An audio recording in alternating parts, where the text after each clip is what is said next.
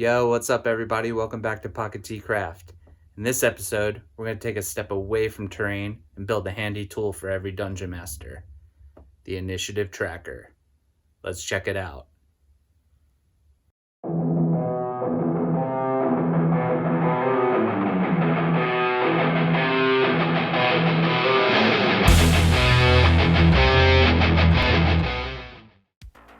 I started off by cutting all my pieces beforehand.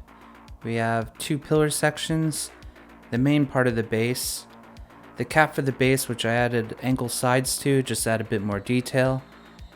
Then I made a bunch of these squares to add between the sections. We have a few of these pieces to make the wooden signs, a few washers for weight. You'll need a few magnets to hold the signs to the column, and then something to top it all off with. I chose this gargoyle mini as I had a couple lying around, but you could use whatever you want. We'll start by texturing the pillar sections. I use this texture roller, but you could use whatever you normally texture stone with.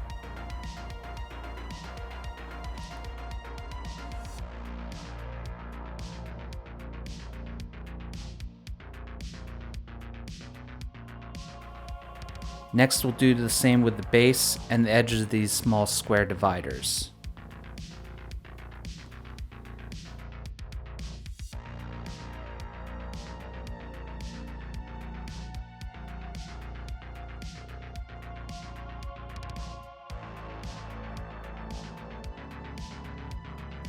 Then I added some texture to the base cap with a foil ball.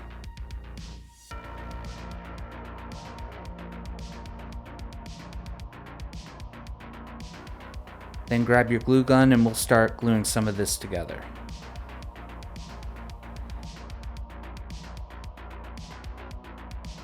Next, I took one of the washers and traced it out onto the bottom of the base. I'll cut out a hole for the washers to sit into. I probably should have done this before gluing, but luckily I noticed before I glued the whole piece together.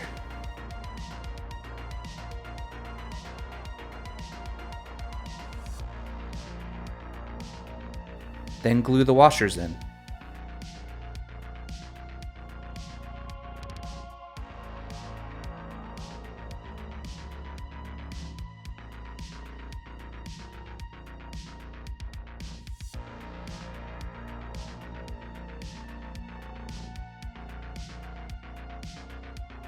After that, we'll glue the whole column together.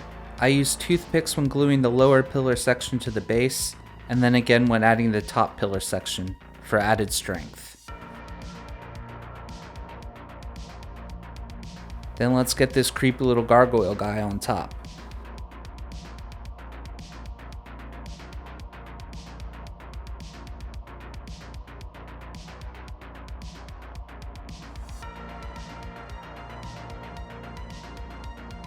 Next, we'll texture the wooden signs with a wire brush.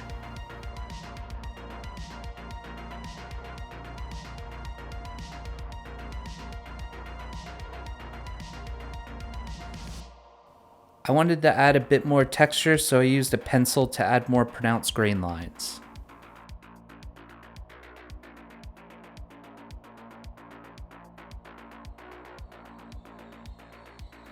Then I marked off where the magnets will go.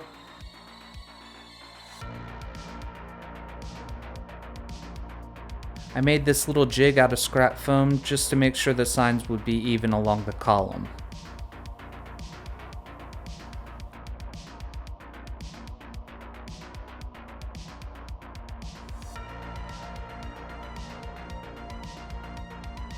Then I printed out all the names of my players and traced them onto the wooden signs.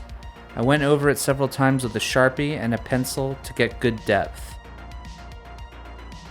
Now I wanted to add metal bracings to the signs, and for that I'll use some thin cardstock of some packaging I had laying around. I'll wrap this around the edge and add a few rivet holes for detail.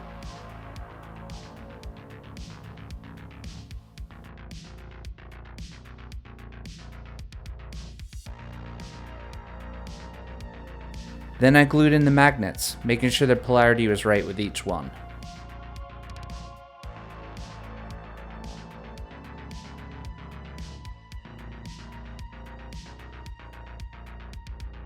Alright, let's get painting. I'm starting with a base coat of Mod Podge and black paint mixed up with a bit of water. I'm taking care not to slap this on too thick as the detail on my pillars is not too defined. I don't want the Mod Podge to pile up in those shallow grout lines. Next is a dark gray mixed with water to about a 50-50 consistency. Then a coat of espresso or dark brown for the wooden signs. Then give all the stone a heavy dry brush with a normal gray. I hit the signs with a heavy dry brush of golden brown, and then added some metallics to the metal bracers around the signs. Then finally, I hit the entire piece with a dark black-brown wash, and then a light dry brush of white. After filming, I went back in and darkened the names with black paint before calling it done. Thanks for watching, everyone. If you liked the video, please remember to like, comment, subscribe. Let's roll that outro.